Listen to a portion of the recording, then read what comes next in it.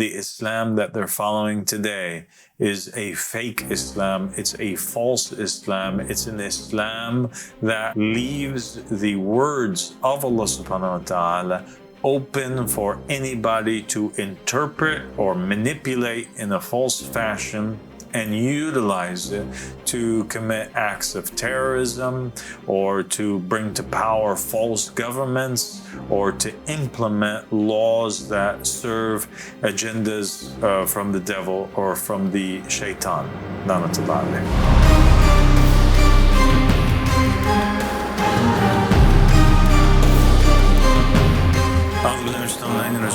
بسم الله الرحمن الرحيم اللهم صل على محمد وآل محمد الإمام والمهديين وسلم تسليما السلام عليكم ورحمة الله وبركاته. My dear sister Samah. وعليكم السلام ورحمة الله وبركاته سيدي أبا الصادق. Thank you so much for this great honor today. The honor is all mine. Thank you for joining me. Thank you. So today we want to talk about a very important topic, and that is the qadiyya of Imam Mahdi alayhi salam, the case of Imam Mahdi.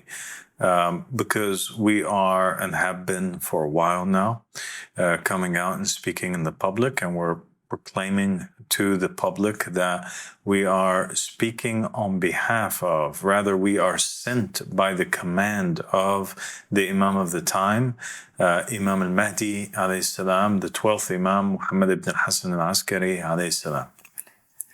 So when we make this bold proclamation, people naturally wonder, okay, if you are sent on behalf of Imam al-Mahdi alayhi salam, what is it that Imam al-Mahdi has to say? What does he want to announce?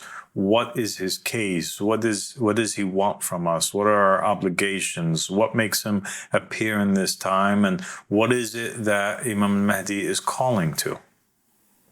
Does that make sense? Yes. Yeah.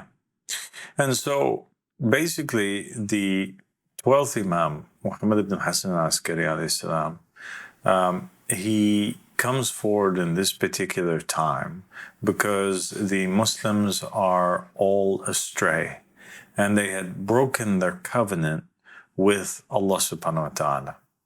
And it is something which is known for all of the Muslims, Sunnis and Shia. They both have a plethora of narrations which mention that by the time that the character of Imam Mahdi alayhi salam returns or appears in the nation of the Muslims, he would appear and come to them in a time where they are so far away from what Islam initially was that the religion that they're upon would resemble nothing to the religion of the Prophet Muhammad sallallahu alaihi wasallam. They would think that they're upon guidance, but they're not.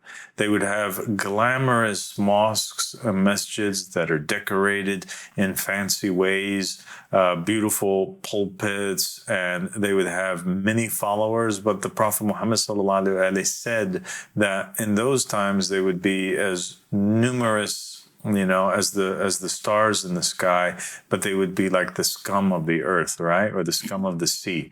They would be useless. Their mosques would be empty of guidance. Their leaders would be traitors, right? Their presidents, their prime ministers, their kings, they would be useless. They would be traitors to Islam. They would be called by the name of Muslims, but they would be the furthest thing from it.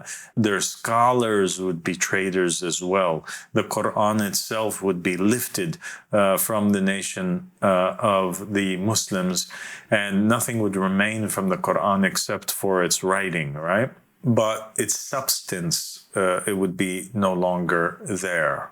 And the reason why the Muslims reached to such a state of degeneration and such a state of being that they are so far away from Allah subhanahu wa ta'ala is because of their breaking of the covenant and their breaking of the commandments of the Prophet Muhammad sallallahu alaihi wasallam, and them going against the Quran.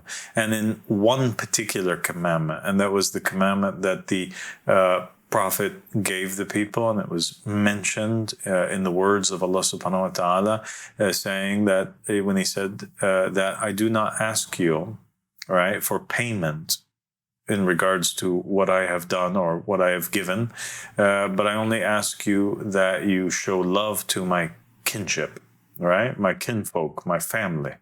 And the Muslims showed the opposite of love to the family of the Prophet Muhammad sallallahu alaihi wasallam. All of the words of the Prophet Muhammad sallallahu alaihi wasallam is the Quran. Anything that he says is the Quran, right? The Quran is what's in the book, and the Quran is all of the commandments and all the words that the Prophet says outside of the Quran, right? Yeah. And that's why the Quran says that, nothing that comes out of the Prophet's mouth is said, right? Nothing comes out of it except that it's inspiration from Allah subhanahu wa ta'ala. And on numerous occasions, the Prophet Muhammad made it very clear for the entire nation that he was going to appoint Imam Ali ibn Abi Talib as the successor after him, in order that he may safeguard the nation. And on the night of his passing, he wrote a will as well, where he dictated to Imam Ali in front of several of the companions and household members of the Prophet Muhammad the names of all of the successors that would come after him one by one by one. He mentioned that there would be 12 Imams, and he mentioned that there would be 12 Mahdis. Even though the Muslims knew that the Prophet Muhammad, to be a wise man, that any wise king, any wise ruler, any wise prophet, that all of the prophets that came before, even the Holy Quran says that Solomon inherited David, right? That David appoints his successor, which is Solomon, even though they knew that Moses had appointed Aaron as his successor. And after the death of Aaron, he appointed Joshua, son of Nun, even though they knew that in the Holy Quran, it is Allah subhanahu wa ta'ala who appoints, because Allah tells the angel, verily, I'm making a caliph in the land.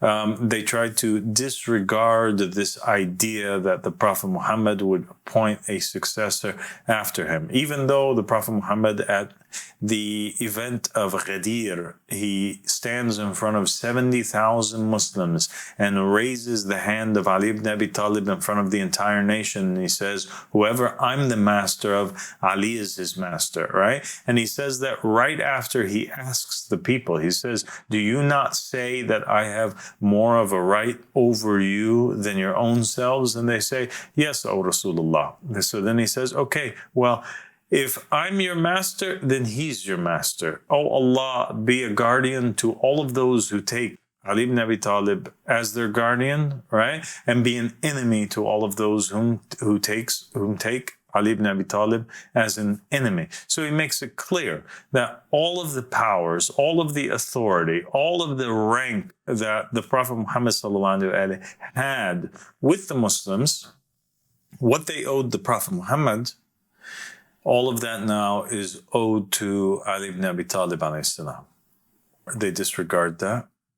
And after the Prophet's death, they gather in a conspiratorial fashion, and they decide that the Arabs, the tribes that were existing at that time, they didn't even wait for the Prophet to enter into the ground according to the narrations. He wasn't even buried at the time. And what happened is that Abu Bakr and Umar and a lot of the other companions, they left Ali ibn Abi Talib to wash and prepare the body of the Prophet Muhammad. And as he was busy with that, what did they do? They went and they began to, argue with one another over who was going to be the successor of the Prophet Muhammad. Was it going to be one of the Muhajirin who migrated with the Prophet to Medina from Mecca, or is it going to be one of the Ansar, one of the people from the city of Medina that received the Prophet, right? They started to have this back and forth. The people of Medina would say, no, we're the ones that gave the Prophet enforcement here in a city, actually, so it should be from us. The Muhajirin said, no, we were with the Prophet from the very beginning. It should be one of us. And then in the end, they settle upon pledging allegiance to Abu Bakr, right? This is who they all gathered and agreed that they would follow. And the narrations of the Ahlul Bayt alayhim salam state that this act of treachery, of betrayal to the household of the Prophet Muhammad sallallahu alaihi wasallam was so severe that it basically placed a curse upon this nation. And Iblis, Lanatullah alayhi, was the person who orchestrated the entire affair. And he was actually so happy on that day that he manifested himself in the appearance of an old man. And he was the first person, an old sheikh, and he was the first person to pledge allegiance to Abu Bakr. When they finally settled and agreed that Abu Bakr would be the rightful heir to the Prophet Muhammad sallallahu alaihi wasallam. And so the nation was now upon misguidance. They had done the opposite of the will of the Prophet Muhammad. They had usurped his caliphate immediately after his death, and they continued to fight the family of the Prophet Muhammad. They had to go quickly and attempt to force Ali ibn Abi Talib to pledge allegiance. When him and his wife, the daughter of the Prophet Muhammad, who was pregnant at that time with a child, a baby boy named Muhsin, and Al-Hassan and Hussein were in the house, they had refused to pledge allegiance to Abu Bakr. Abu Bakr and Umar, they decided that they're going to raid the house. They set the door of Fatima on fire. Imagine that. The Prophet just got buried. His family are mourning. His daughter, 6 months haven't even passed because she passes away 6 months after the death of the Prophet Muhammad. And they set her door on fire. And they basically kick the door in. The door smashes into the belly of Fatima Zahra alayhi salam.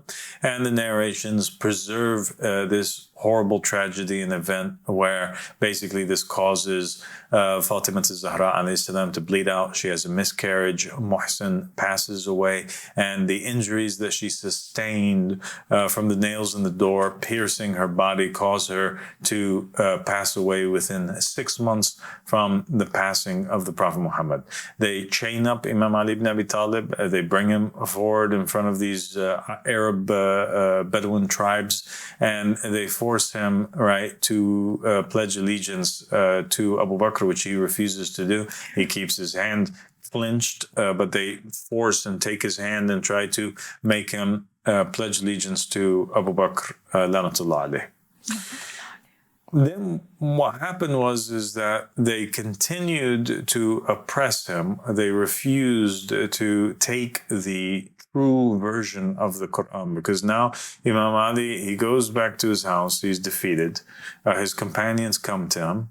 The narrations state that he asked people, he asked the believers, to support him after they came forward and they said, Amir al-Mu'mineen, we're with you. He said to them, then meet me the next day with your heads shaved and we will rise if that's the case.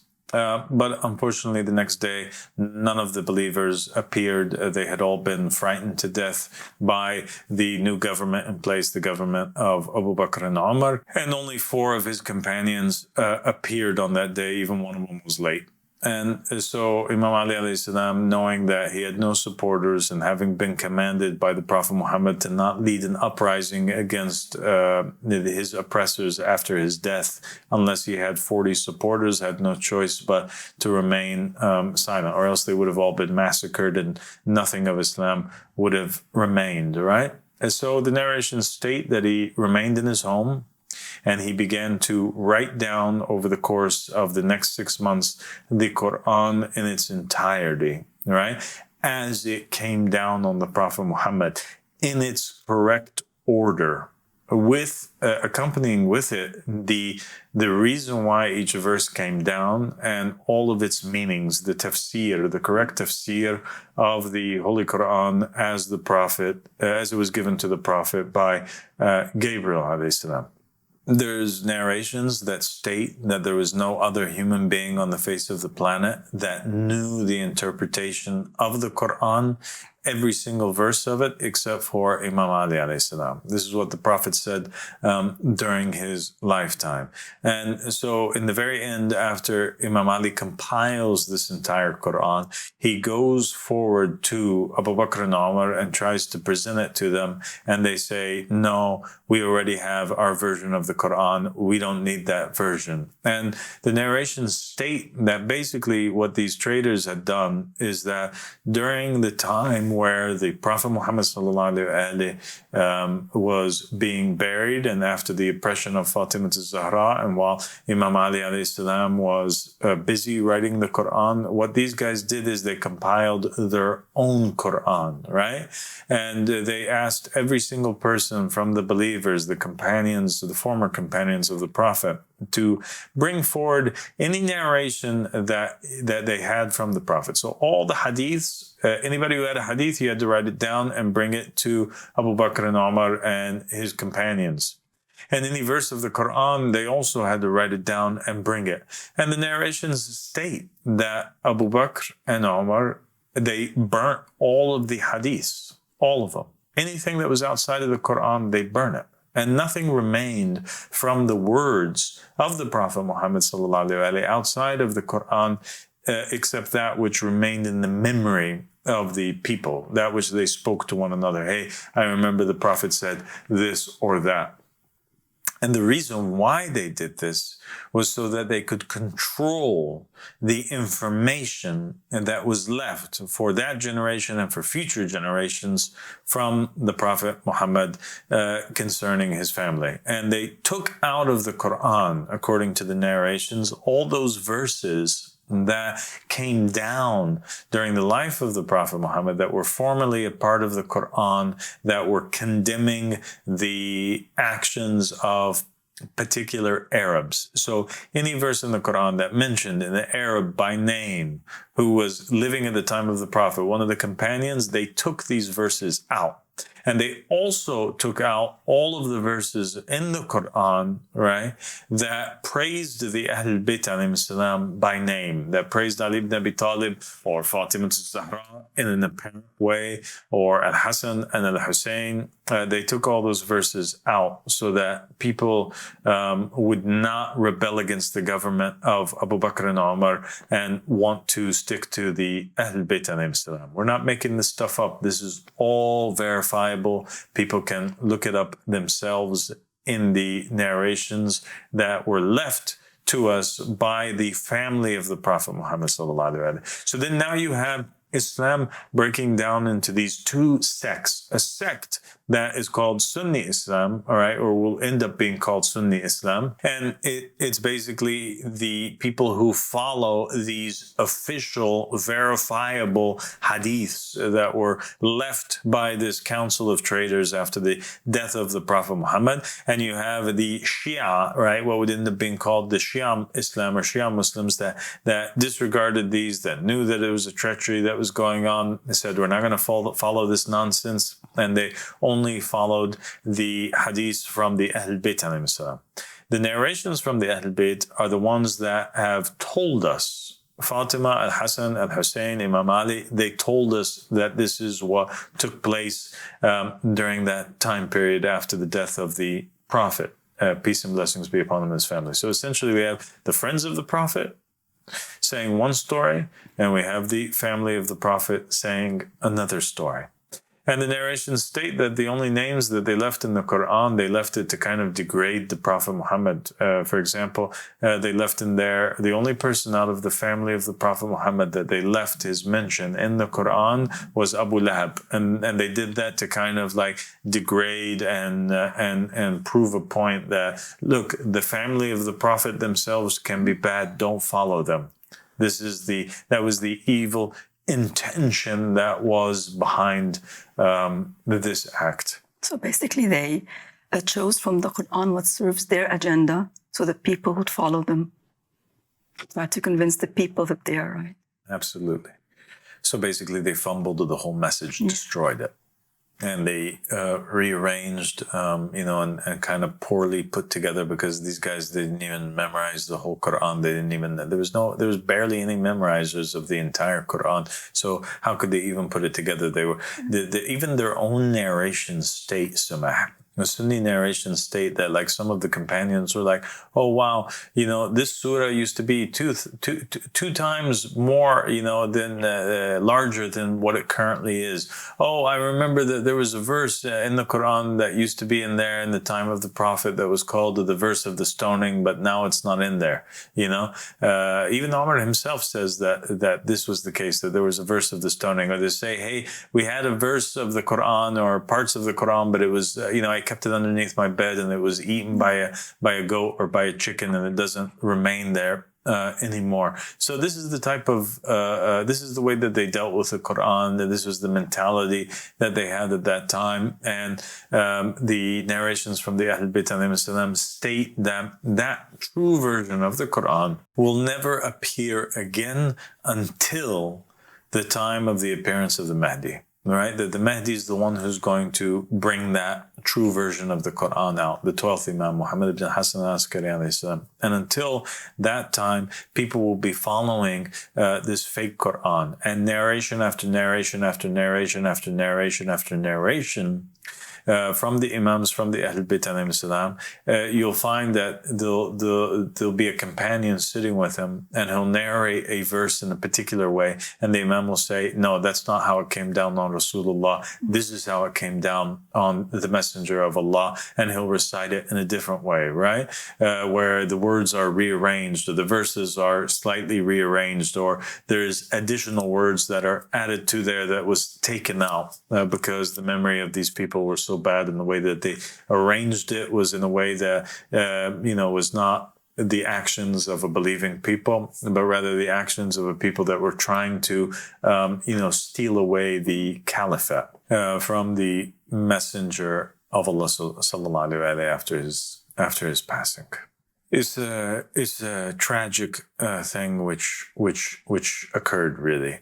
And Imam Mahdi alayhi salam has sent me forward to speak in plain English to the nations of the world, all of those people from the east all the way to the west, from the north all the way to the south of the globe, and to make them aware of the fact that they have been deceived, and aware of the fact that there was this great conspiracy that took place, and aware of the fact that the Islam that they're following today is a fake Islam. It's a false Islam. It's an Islam that, according to the words of the Ahl Bayt alayhim salam, leaves the words of Allah subhanahu wa ta'ala open for anybody to interpret or manipulate in a false fashion and utilize it to commit acts of terrorism, or to bring to power false governments, or to implement laws that serve agendas from the devil or from the shaitan. Lanatullah alayh.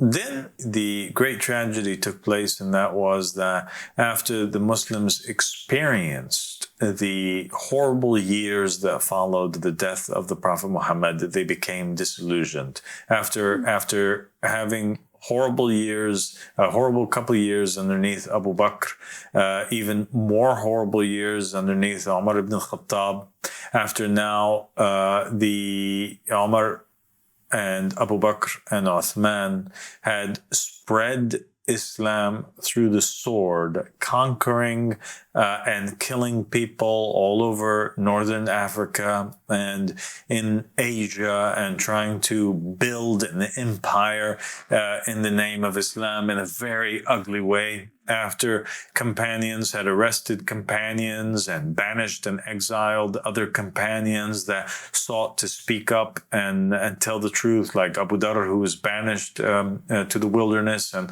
left to die like an animal in the desert, even though he was one of the greatest companions, of the Prophet Muhammad sallallahu alaihi wasallam. After they had distorted the Quran, after many years of deceit and filth and and injustice that occurred underneath Uthman ibn Affan, right? And Uthman basically placing into power all of his in-laws and the Bani Umayyah that would basically the family, right, of the Abu Sufyan and these guys that were the enemies of Islam, actually, and that were fighting the Prophet Muhammad. And we spoke about that on this channel in an episode in response to the scholars of the end times, right? This Sheikh Asrar Sunni guy. The Muslims became disillusioned. And actually, some of them rose up and they end up murdering Uthman because of their anger of the state of affairs. And the people literally, they repented and they ran and they grabbed Ali ibn Abi Talib, and they brought him forward and they forced pledge allegiance to him. They brought him out of his home and said, please save us. This is horrible what's taking place. We made a big mistake. That we betrayed you. You were the one whom the Prophet wanted, to be in power. We remember that the Prophet Muhammad said that if we would have followed you, that we would be eating from above us and below us and from every direction. You're the one whom the Prophet chose to marry his only daughter. The lineage of our Prophet only continues through you. You are the most knowledgeable of us. Abu Bakr, even when he got the Pledge of Allegiance, he stood in front of everybody and he said, I'm not the best of you, right? But what can I do? And so he admitted that he was not the best. But the Prophet said that you were the best of all creation. He said that you were the very self of the Prophet Muhammad sallallahu alaihi wasallam. He said that you and him were created from the same light. What was wrong with us? How could we have gone so astray?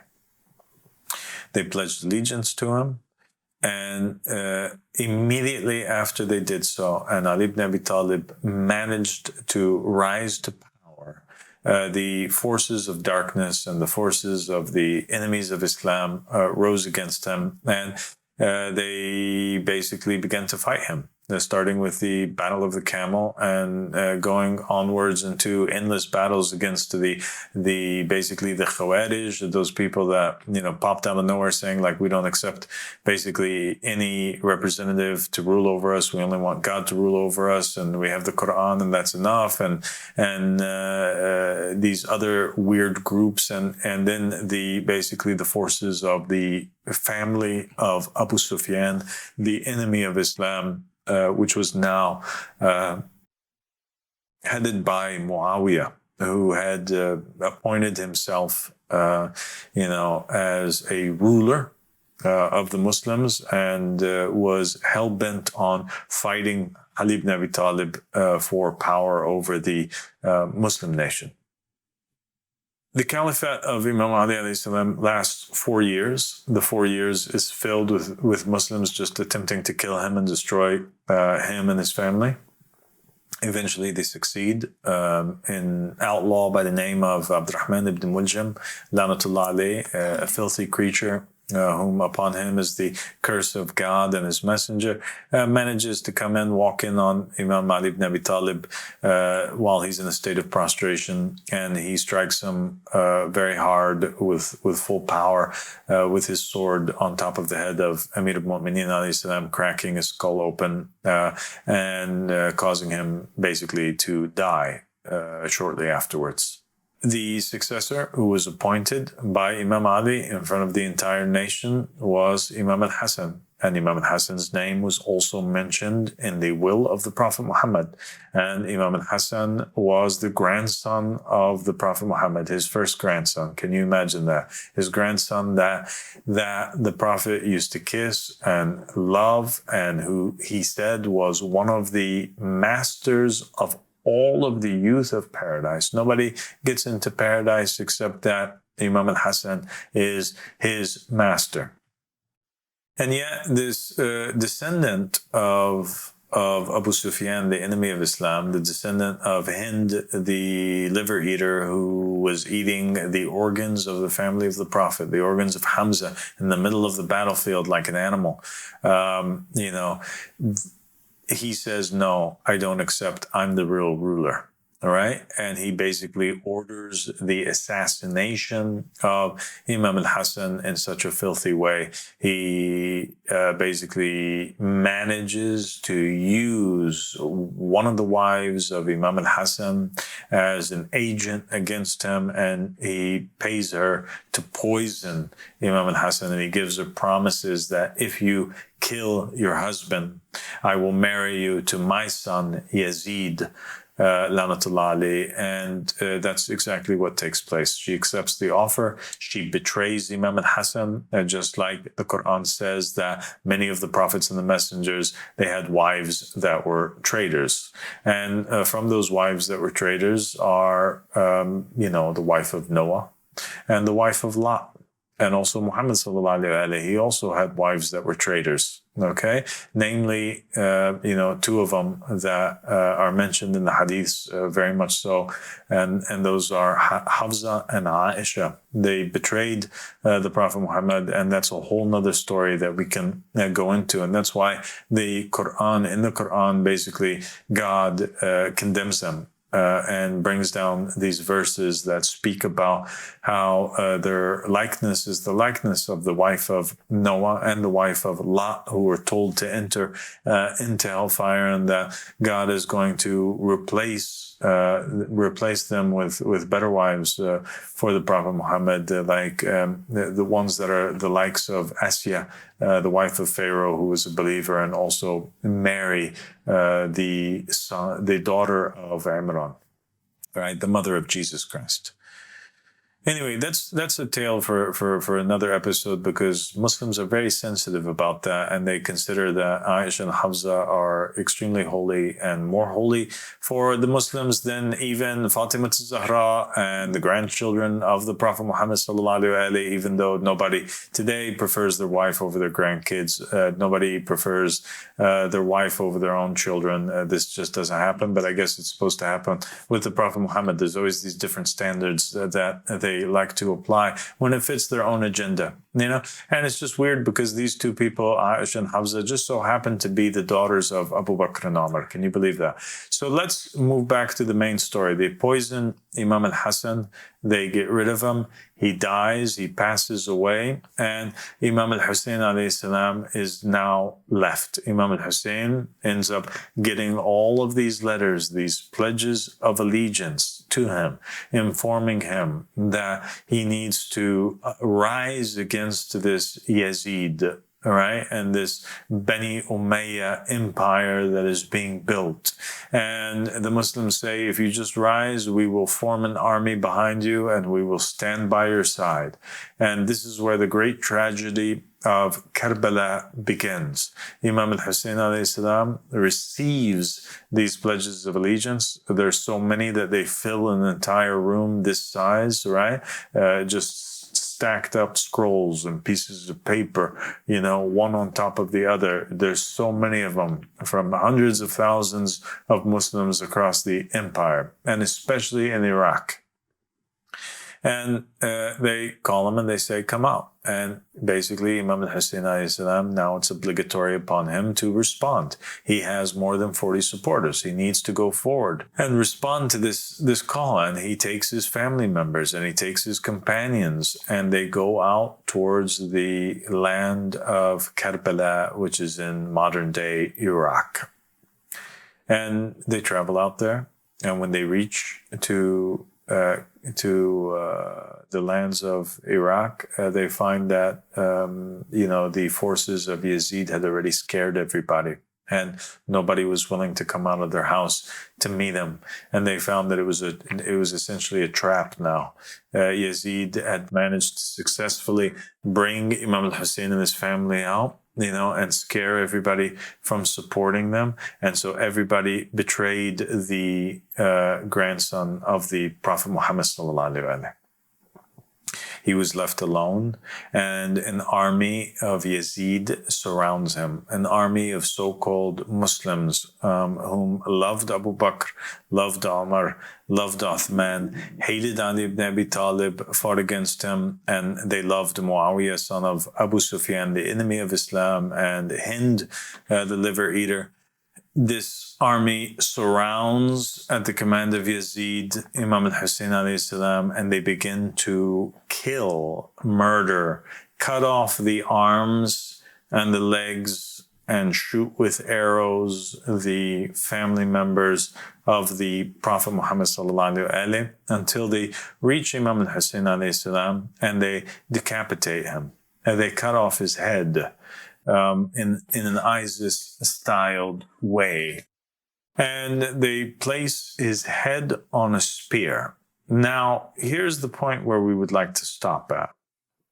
Because the Ahlul Bayt alayhi salam stated very clearly that it was at that moment, as the head of Imam al-Hussein alayhi salam was falling down, that there was a caller, one of the angels underneath the throne of Allah subhanahu wa ta'ala, called forth and he said that this nation is now cursed.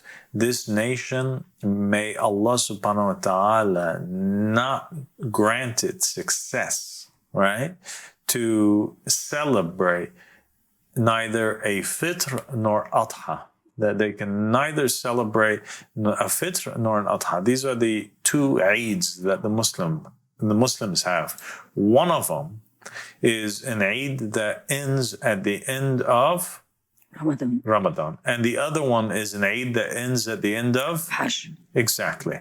So the caller, or the angel, the Imam from the Ahlul Bayt alayhi salam, was essentially stating that this announcement from the angel underneath the throne meant that these Muslims were going to lose track even of the things that they had, between their hands, that they would never, until an avenger comes forward from the family of Muhammad and takes vengeance for the blood of Al-Hussein, the Muslims would never properly celebrate Eid al-Fitr or Eid al-Adha, which means that they would lose track of the proper month of Ramadan and its form of fasting, and they would also lose track of the proper season to make Hajj in, and they would even lose track of what is the real Kaaba. And that's exactly where we find ourselves at today. The enemies of Islam continue to oppress and kill all of the children of Imam al-Hussein alayhi salam until the 12th Imam, the Mahdi, who's the Imam of the time, who's living, who's with us, who sent me forward to speak on his behalf, and proclaim to the people that this great injustice has taken place against him and against his family. So the Muslims, they lost the family of the Prophet Muhammad. They angered Fatima al-Zahra by killing all of her children and murdering them. They decapitated Imam al-Hussein, whom the Prophet said that Al-Hussein is from me and I am from Al-Hussein, and God loves whoever loves Al-Hussein. So whoever doesn't love Al-Hussein, who's also a master from the youth of paradise, clearly God does not love them. The curse of God is upon them, right? The wrath and the anger of God is upon the one who decapitates the head of the master of the youth of paradise. It's basic common sense. Who are the ones whom did that? The companions of the Prophet. The former companions of the Prophet, the rulers over the nation of Islam, the ones whom preserved Islam, or basically changed Islam to look like what it is today. Those people are the same people that killed the family of the Prophet Muhammad. Those are the same people that we learn about today and we praise and we take our religion from them. Woe to them, curses of God be upon them and upon anybody who knows the reality of what it is that I'm saying and knows the history of Islam and still chooses to follow these individuals. Okay? So then, except for those who are oppressed, obviously, and those who are ignorant and those who have good hearts that actually love the Prophet Muhammad's family, but they just don't understand things. And that's why we're here trying to clarify for them. The nation had gone astray. The Prophet's grandson was killed. This brought great sadness onto the heart of Fatima Zahra alayhi salam from beyond the grave. It hurt her. The Prophet Muhammad said, Fatima is from me. Whoever hurts her has hurt me, and whoever hurts me has hurt Allah, and whoever hurts Allah, upon him is the curse of Allah subhanahu wa ta'ala. So a great struggle took place. And the successors of the Prophet were pushed aside. The Prophet wanted these particular people to be in power, because if they were in power, they would have preserved the legacy of the Prophet. Right? It's common sense. Even today in America, you have a president like Obama, for example. Obama, he basically advocates for the Democratic nominee who would come after him, right? Who's running for president after him, because why is he trying to support his party's candidate versus the Republican candidate? Because the Republican candidate is usually indifference with him on all of his policies. And so Obama made all of these new policies, put into law lots of things that he wants to preserve. And so he wants to ensure that the candidate that comes after him, his successor that comes after him, is on the same page so that his legacy is preserved. That's how it is all over the world with the different governments, with the different kings throughout time. The king, the leader, wants to appoint somebody after him who's his friend, who he knows, who he trusts, who he knows is going to continue on his same path, right? Or else we have scenarios, like in ancient Egypt, where you have like a queen by the name of Hatshepsut who will rule. And then the people that come after that want to wipe her remembrance, from history. And they'll start destroying all of the relics and the historical artifacts and the things that pertain to her. Or like they did with Akhenaten, right? Akhenaten. Because of the fact that he had changed the nation's religion from polytheism to monotheism. So after he died, the usurpers wanted to erase his existence from history. The king does not want that people like that come into power. Same thing here. Prophet Muhammad needs to ensure that his successors are going to preserve his legacy, right? Preserve his words, ensure that his will and Islam is preserved and practiced properly, and that the nation is filled with justice as it was intended to during his time. So there's no other way, because the Prophet is not going to live forever, that it be done except that he appoint his successors. And the appointment of his successors is an appointment by Allah subhanahu wa ta'ala.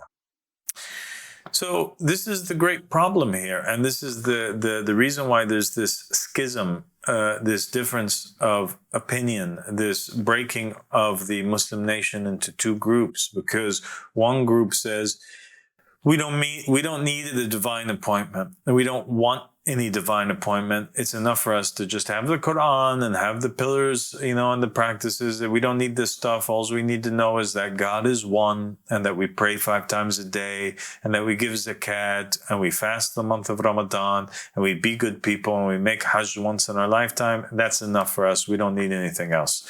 The Shia are saying on the other end that no, actually, the family of the Prophet said that you guys are confused now. You've lost already everything. You've lost Fitr, you've lost Ramadan, you've lost Al-Adha, you've lost Hajj, you've lost everything. And how can your prayers be accepted when you're taking as guardians over you the very people that murdered and massacred the family of the Prophet Muhammad? And so the case of Imam Al-Mahdi, what he's trying to achieve is he's trying to reverse that which had taken place after the death of the Prophet Muhammad sallallahu alaihi wasallam. He's trying to wipe out this history that took place, this covenant that was broken, he comes with a new covenant, a new Islam, which he's inviting people towards, right? So that he can restore back the original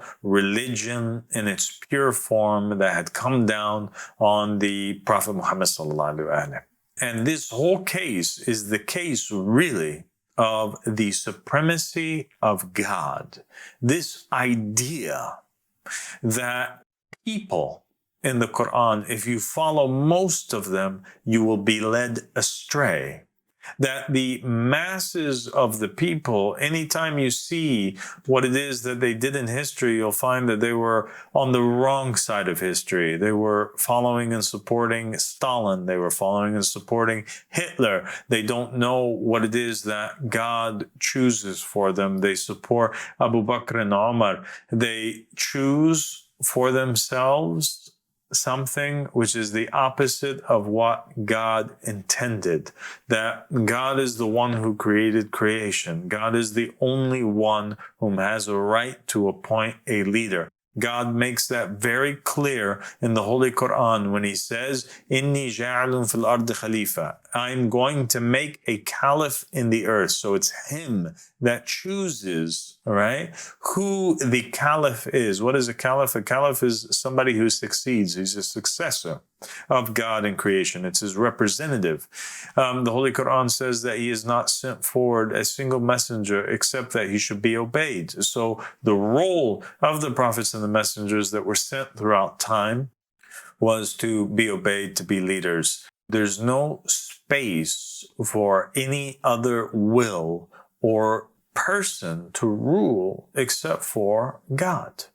And every time we have people that come forward ruling in the name of God, but not truly being appointed by God, what you have is you have a terrorist state, an illegitimate empire that pops up, and it causes havoc and chaos in the land, and it oppresses people, and you have wars that emerge. And you have perfect examples of this. Look what's happening in Iran right now. They don't have an Imam that's ruling them, and yet they're ruling in the name of religion, and it's one of the darkest, most disgusting, vile states that has ever been created. And they've totally oppressed the Iranian people, these great people that were once that great civilization, that all nations in the entire world looked up to. These great people now are reduced to nothing more than people that roll around in the mud like pigs, and they crawl on their bellies like worms, and they go forward, and they are rubbing on mausoleums and believing in falsehood and misguidance, all because they're following people that were not appointed by Allah subhanahu wa ta'ala. And anytime you have somebody who's not appointed by God, he's automatically appointed by the darkness or by the devil, right? Because there's just two forces out there, good and evil, God and the devil. And if you're not on God's side, then you're automatically on the devil's side. And this is something which we see confirmed also in the Gospels and in Christianity. It's deeply ingrained in Christianity, and it's very clear during the scene of the temptation of Jesus Christ, right? That Satan tells Jesus that he'll make him, all right, the leader of the entire world, all of the nations. He can make them the leader. He can make him the leader of that if he only prostrates to Satan, which means that Satan is the one who appointed all of those whom are in power. And he's the one who's actively seeking to crucify and destroy and kill and behead anybody who he does not appoint. Just like he destroyed Jesus, right? Or sought to crucify him and sought to behead Imam Al-Hussein alayhi salam.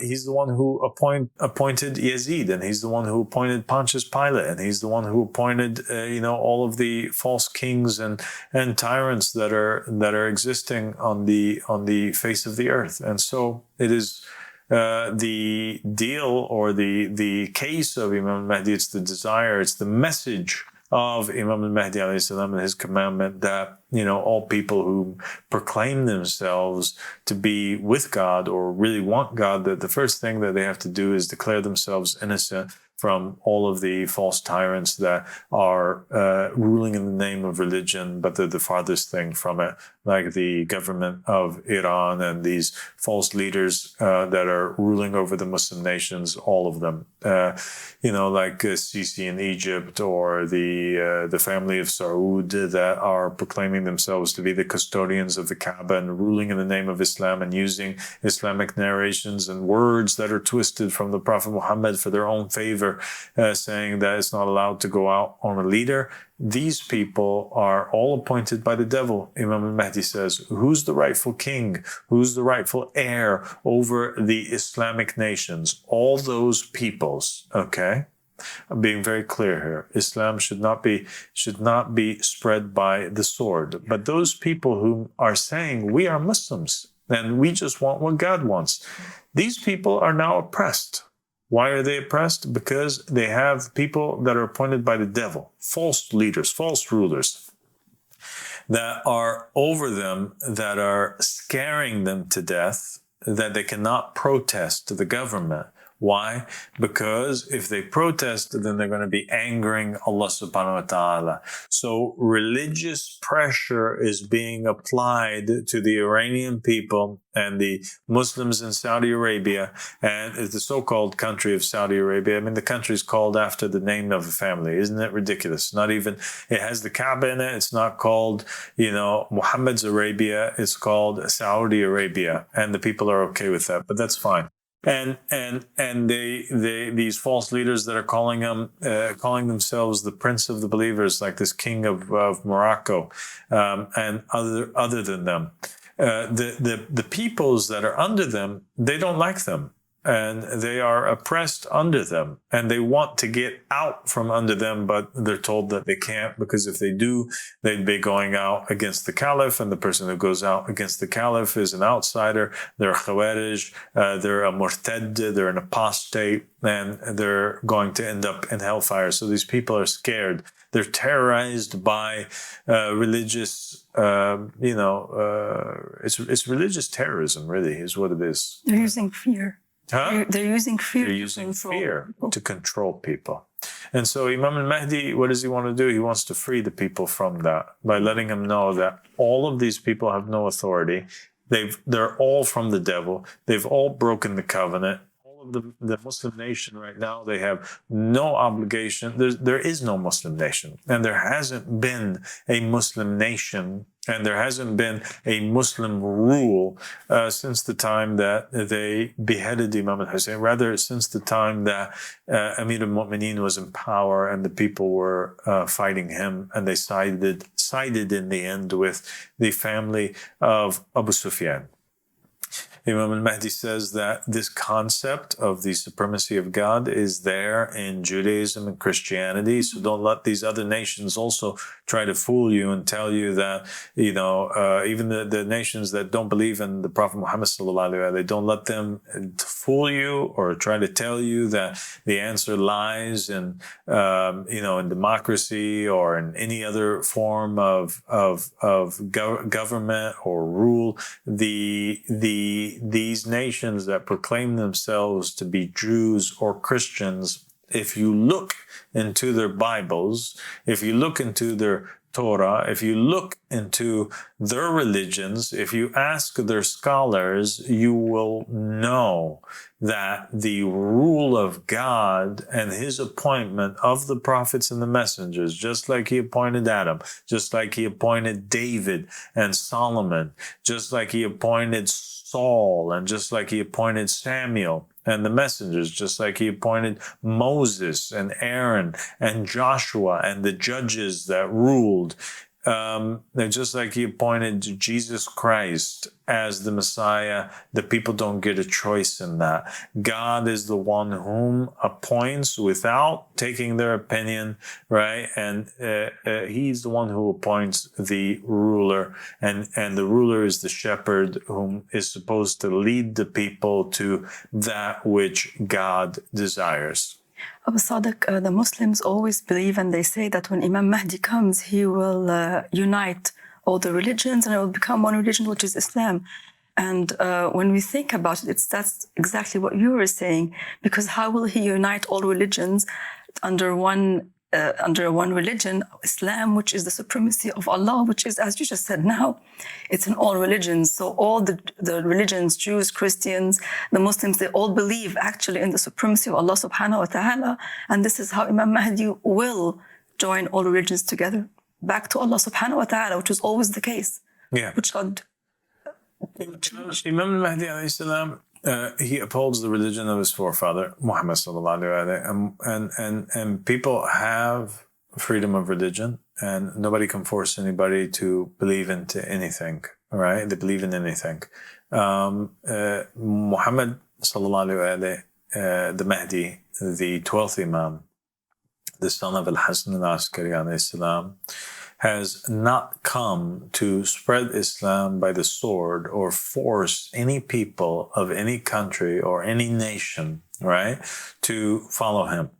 But what he has come to do is to send me forward, and just as he sent Imam Ahmad al-Hasan the Yamani to inform the enslaved people that they can free themselves from the oppressors, because it is not a religious obligation that they have to obey any of these people.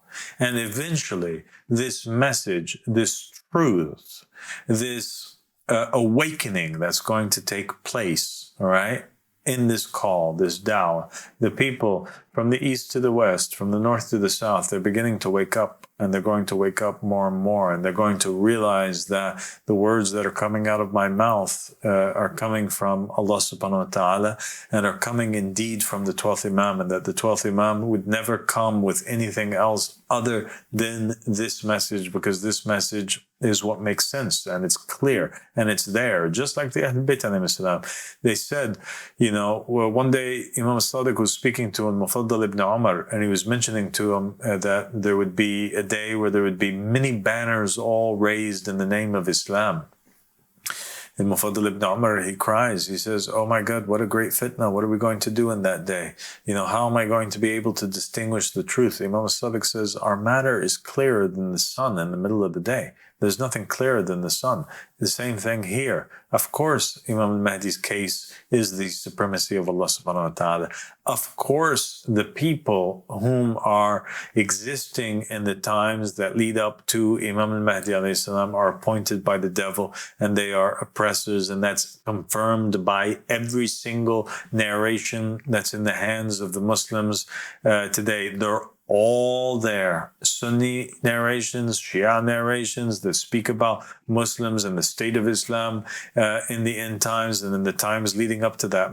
How do you reach the end times where Islam is in a state of non-existence, except if it is continually getting worse and degenerating more and more and getting further and further away from the Prophet Muhammad in the years that led up to that, right? So after the Prophet Muhammad's death and until the time of the emergence of the Mahdi, everything is becoming worse and worse and worse and worse and worse, because they are choosing to follow the footsteps of those who came before and were condemned, the footsteps of the Christians and the Jews, whom ended up killing their prophets and their messengers and following their scholars and their priests, you know, and their false leaders, and electing and choosing rulers over them that were not from Allah subhanahu wa ta'ala, and thus they became partners in the crimes that they had committed. You see, there's this hadith from the Ahlul Bayt, it's actually from the Prophet Muhammad, and it says that the Prophet sallallahu alaihi wasallam said that if somebody was murdered in the East, and somebody in the West heard about that, and they were happy, they become partners in that murder. Upon their hands is the blood of that person just because they were happy about it. So imagine that. The murderer is happy because he killed somebody. Somebody else is happy because they share in this feeling of happiness. He is a supporter of him, and thus he's a partner in crime with him. So imagine how much of a partner in crime you would be if you actually go out to the polls and you are electing, right, and choosing and stamping and putting your fingerprint on a piece of paper, stating that you endorse and choose by your own free will this person to make all choices on your behalf in regards to everything, you know? So in the end, the person that you chose, not being appointed by God, not having in him the Holy Spirit, not being infallible, being a normal, fallible human being, is going to not make all of the right choices. They're going to make some right choices, some wrong choices. You will become a partner in those right choices, and you will become a partner in those wrong choices. And unfortunately, you're going to have blood on your hands, because these leaders are always oppressing somebody. They're always silencing, murdering, assassinating their political enemies. They're always putting innocent people in jail. They're always starting wars and killing innocent men, women, and children. And so it's a very dangerous thing, because you're going to stand in front of Allah subhanahu wa ta'ala on the day of judgment, and you're going to be charged with all kinds of criminal acts, and you're not going to know what is God even talking about. And you're going to stand there confused. And Imam Mahdi is trying to warn you, you will stand there confused, and you're not going to know what to say. And then it's going to be revealed to you, and you're going to be in a state of shock, and you're not going to be able to say anything when God brings forward his case. And you'll realize that, oh my goodness, I'm being charged with all of the crimes of this king that I didn't even like, but I chose, or this prime minister, or this president, or this group of filthy scholars that were not appointed by Allah subhanahu wa ta'ala, but I ended up accepting them and essentially worshiping them and believing them to be true. So Imam Mahdi is saying, declare yourself innocent of Abu Bakr and Umar and every other choice on the planet that is not God's choice. The Ahl Bayt alayhim salam, Imam Mahdi is reminding people of the words of the Ahl Bayt alayhim salam when they said that they would punish every single nation for its sins that took as an imam, as a leader, somebody who is not appointed by Allah subhanahu wa ta'ala, and that God said and swore upon himself that he would forgive the sins of every single nation that followed a leader or an imam that was appointed by Allah subhanahu wa ta'ala, even if it had all kinds of sins. Even if it was an imperfect nation, God would forgive them those sins and make them enter into paradise, because they're following the David of their time, or their Solomon of their time, or their Moses or Joshua or Ezekiel or Aaron or Adam or Muhammad or Ali or Jesus or Simon Peter. Imam Mahdi is trying to awaken the people to this, awaken the people to the fact that, something very bad happened also after the lives of almost every single prophet and messenger. Jesus, he was the Messiah. They rejected them. He appoints after him his successor, Simon Peter. He hands Simon Peter the keys to the heavens and to the earth. And he says to him, whatever you bind on earth will be bound in heaven. You have the rule of the heaven and the earth, just like the Pope. The Pope in Catholicism is supposed to be the successor of Simon Peter. And he's supposed to have earthly rule just as he's supposed to have heavenly rule. And that is why the Catholics insisted on the fact that the Pope has his own little country.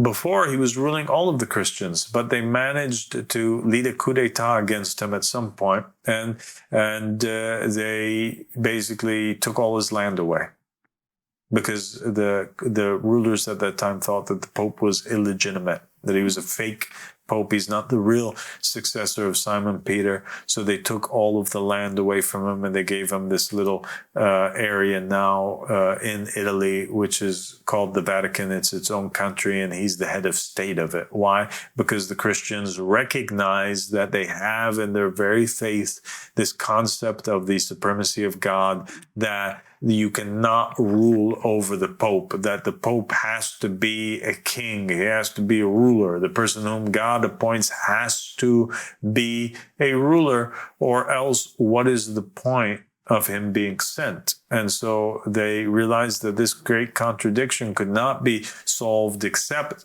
if they, make a deal with the fake pope that, he has a piece of land in a little country, with 300 residents in there. So that is called the Vatican. And that all of the other countries, they can rule it in their own ways. So that same concept that existed in Christianity, it also existed in Judaism. It's there. God was very offended in the story of Samuel and Saul by the people rejecting the divinely appointed messenger, which was Samuel, and who was supposed to succeed him after that. He was offended by their suggestion that they needed a king, and you can read about that in Samuel in the Old Testament, and you can read about how the entire Torah is filled with God being angry every time the Israelites would take as their ruler a fake king who is not appointed by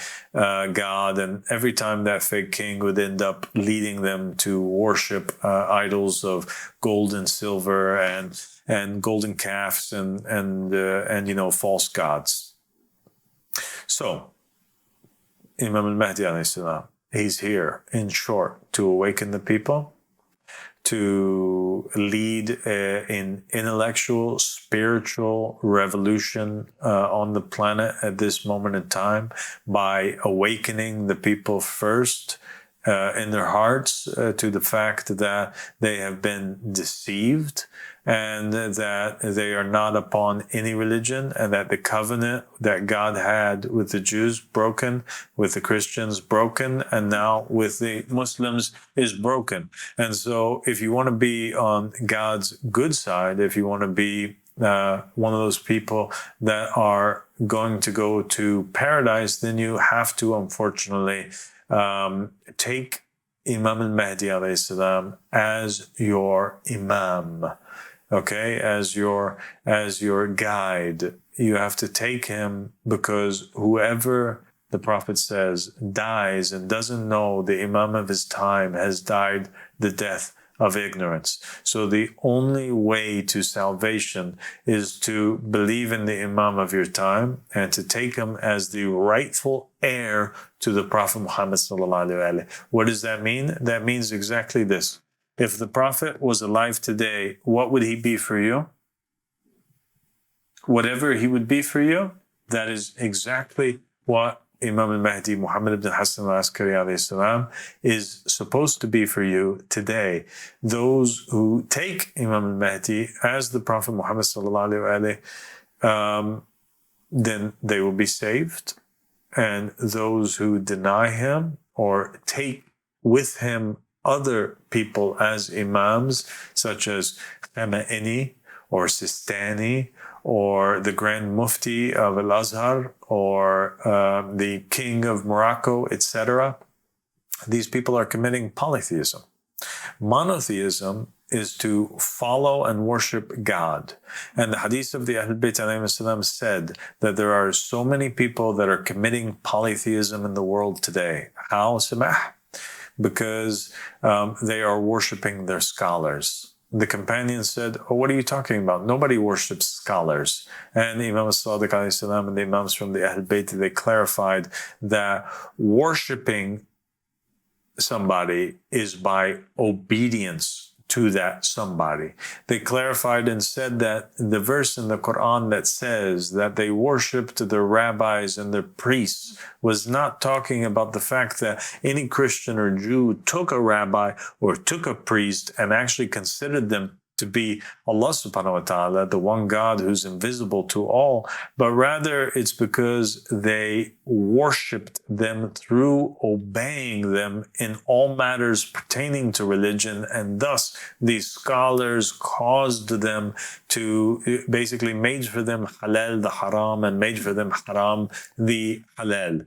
And by doing so, they actually obeyed the devil, who who put these scholars and made these mistakes and gave these false teachings to them. And by worshiping the devil, they ended up committing a great act of polytheism or shirk. And so the only way that we can ensure that we don't fall into the same mistake that they did is we have to declare ourselves innocent from every single scholar and Imam who is not appointed by Allah subhanahu wa ta'ala. We cannot listen to them anymore, people, in regards to religion. We have to put our foot down and we have to say enough's enough. The world is horrible. And the scholars that are, the Muslim scholars that are in the world now that are speaking in the name of Islam are only increasing it in horror and increasing it in filth. And they have no use whatsoever. We have to take an axe to these scholars, a symbolic axe, I'm saying. I'm not speaking about physical violence against any sort of scholar, but I'm saying that we have to smash these false idols in the head, like Abraham did when he took the axe and he went into the Kaaba and he began to destroy all of the false idols that neither benefit nor harm anybody. The same thing today, the living idols, the Ahl Bayt alayhim salam, they stated that the idols of the time of the Ahl Bayt alayhim salam were talking, walking idols that wear the costume of the Messenger of Allah, that speak in his name. The likes of Abu Hanifa and all of these characters that made and became heads of new sects of Islam, and they weren't successors of the Prophet Muhammad sallallahu alaihi wasallam, that Islam must be returned to its original form. And so this spiritual awakening to the concept of the supremacy of God and declaring ourselves innocent from those false tyrants and leaders and the scholars that are enforcing them must be done before we can accept Imam Mahdi alayhi salam as an Imam. We cannot take Imam Mahdi, Muhammad ibn Hassan al-Askari alayhi salam, who is clearly appointed by the Prophet to be his successor. He was supposed to rule over all of the Muslims. He's the supreme authority, the head. He's the greater sign of Allah subhanahu wa ta'ala. He's the supreme Ayatollah, not the fake Ayatollah of Iran.